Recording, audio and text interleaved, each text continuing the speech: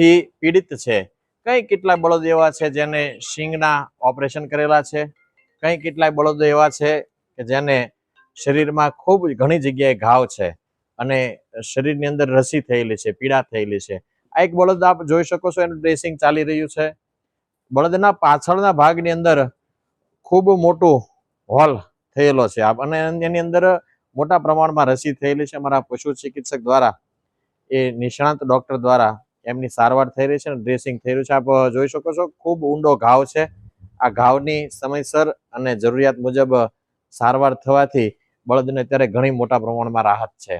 એ રાહત થકી એ પોતાના શરીરનું સંતુલન જાળવી રહ્યું છે અને એમની પીડામાંથી મુક્તિ થાય એના માટે અમે કાર્યરત છીએ.